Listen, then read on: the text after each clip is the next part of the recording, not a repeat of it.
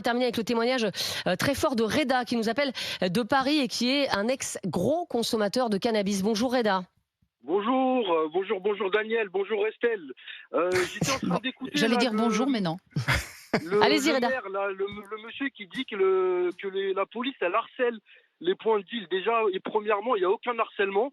Moi, je connais tous les fours, je connais tous les points de deal de Saint-Ouen et de Saint-Denis. Il n'y a aucun harcèlement. La police, elle a baissé les bras. Elle peut plus rien faire tellement ils sont dépassés par le deal et l'argent qui émane du business. Et c'est ce qu'il dit. La police ne fait aucun harcèlement.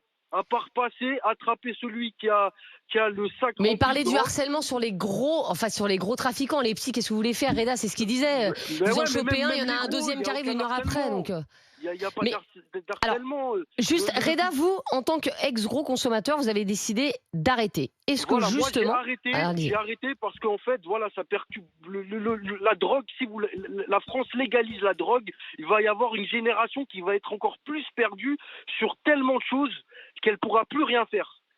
C'est impossible si vous légalisez à partir de 16 ans, le petit il va prendre son chien. Non, ce sera 18, Reda. Non, mais il a raison, Reda, c'est une génération d'abrutis. Attends. Ça va être. Écoutez, il y a des petits qui envoient des grands acheter de l'alcool dans n'importe quel épicier. Les épiceries, c'est à partir de 18 ans. Oui, tout à fait. T'envoies un grand, il va l'acheter à ta place. Ça, c'est pas un problème pour se procurer quoi que ce soit. Même un paquet de cigarettes au tabac, c'est interdit à 18 ans. Tu envoies quelqu'un qui a 18 ans, il va te chercher ton paquet, il va te le donner. Ça veut rien dire, ça. Mais vous, Reda, vous avez arrêté. En tout cas, vous étiez consommateur et vous avez décidé d'arrêter. Vous avez décidé d'arrêter pourquoi? Moi, j'ai décidé d'arrêter parce qu'en fait, voilà, j'ai eu un coup de jus. J'ai eu de la chance de pouvoir arrêter d'un coup. J'ai été fort, c'était dur, mais vu que j'ai un très bon travail et que j'ai une très bonne situation, et j'ai vu en fait moi, les conséquences de la drogue, de la drogue douce, surtout, mais vraiment surtout sur la fainéantise, sur l'intelligence, sur le moral, sur quand tu as un problème, tu n'arrives pas à le gérer rapidement, ils se multiplient fois 10.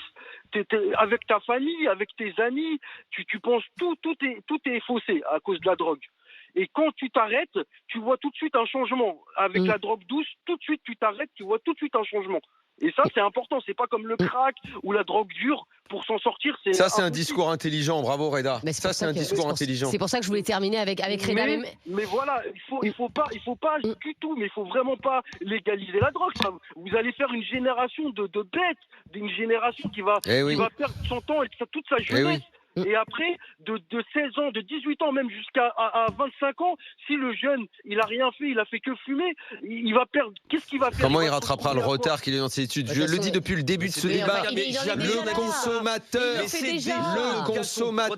Il le fait déjà. Parlons au consommateur des dégâts que ça cause dans le cerveau.